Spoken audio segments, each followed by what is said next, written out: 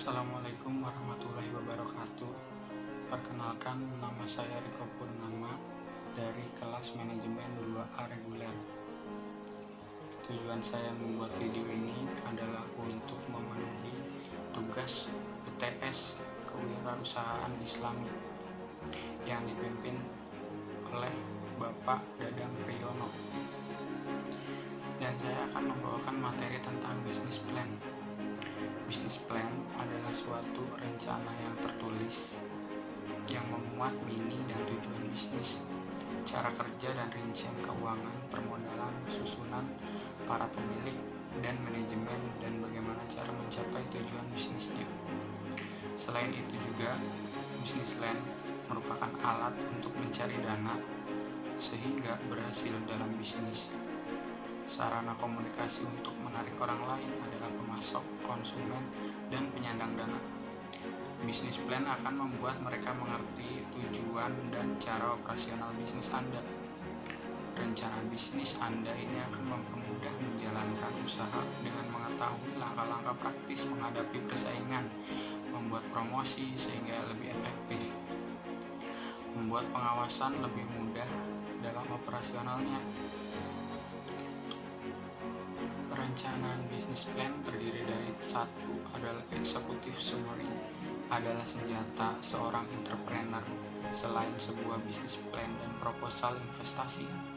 Mencakup detail utama laporan, triknya adalah harus dapat mungkin menjelaskan apa yang sedang dikerjakan dalam perusahaan secara garis besar dan sebisa mungkin harus mencari perhatian.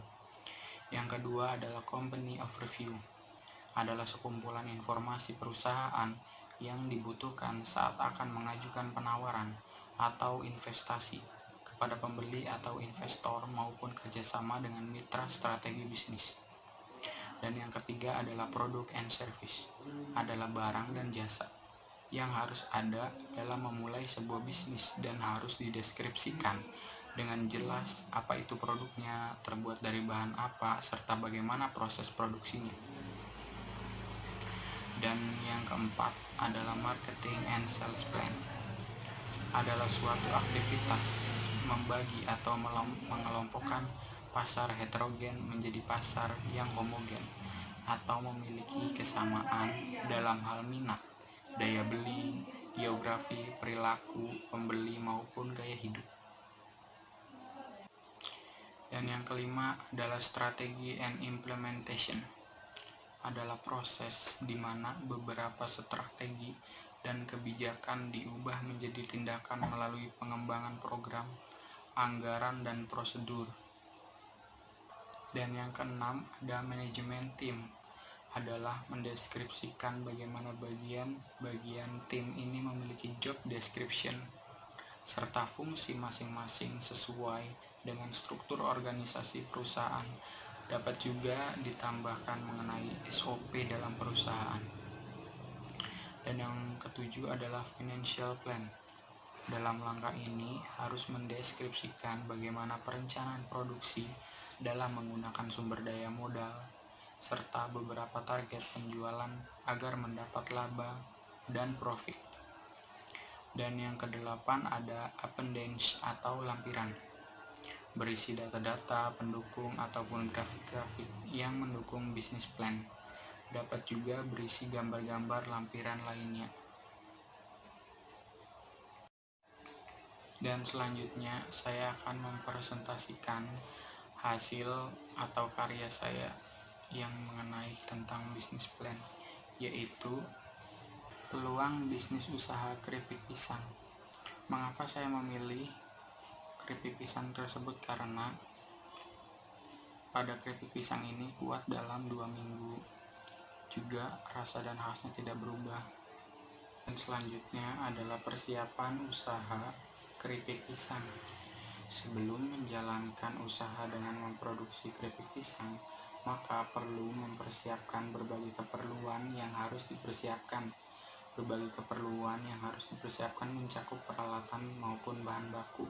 Untuk peralatan yang digunakan dalam membuat keripik pisang meliputi pisau, talenan, ember, wadah, dan beberapa peralatan yang lain.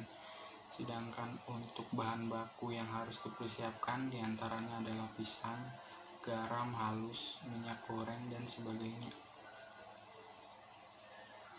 Dan yang ketiga adalah penentuan lokasi usaha keripik pisang. Dalam menjalankan usaha keripik pisang juga sangat diperlukan untuk menentukan lokasi usaha keripik pisang itu sendiri, karena hal ini bisa mempengaruhi keberhasilan bisnis keripik pisang yang Anda geluti.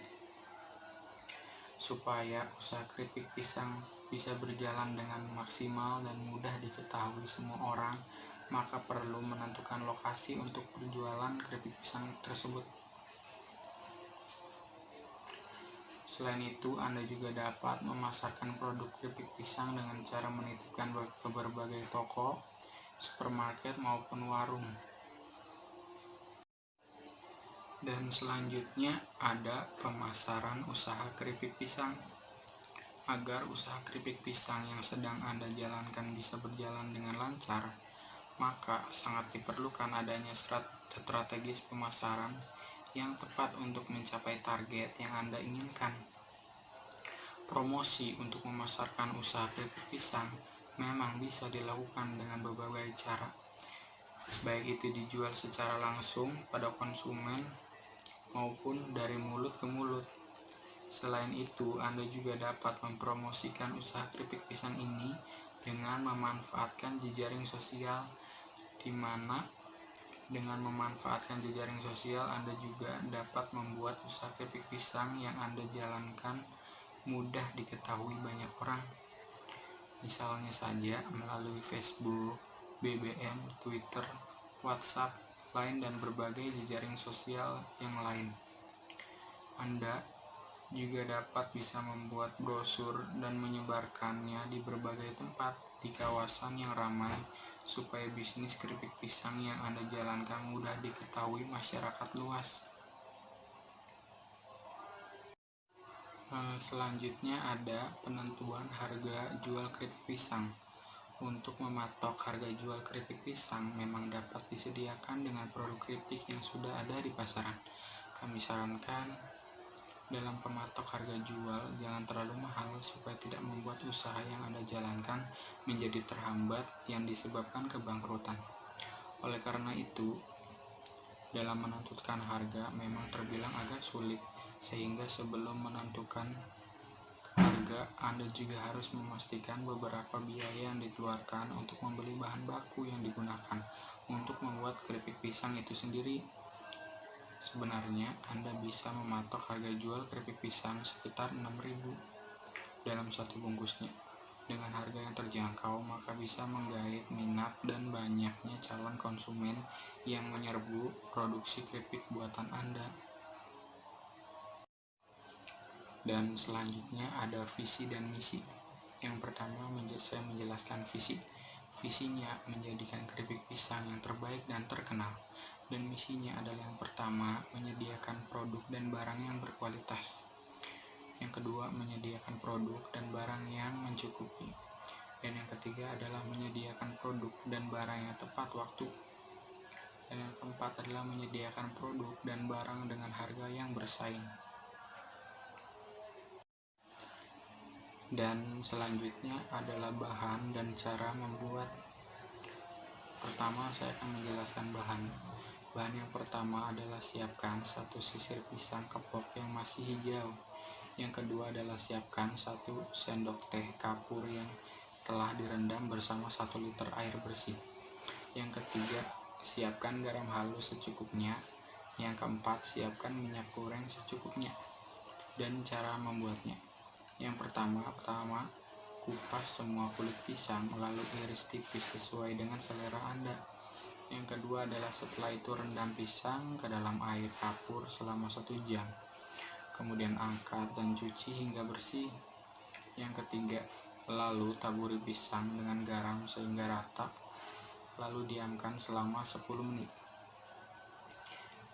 Dan yang selanjutnya adalah berikutnya, goreng pisang pada minyak yang sudah dipanaskan hingga matang dan garing. Terakhir, keripik pisang siap untuk dikemas setelah dingin. Ya, segitu presentasi yang saya sampaikan, kurang lebihnya mohon dimaafkan. Billahi taufiq wal hidayah. Wassalamualaikum warahmatullahi wabarakatuh.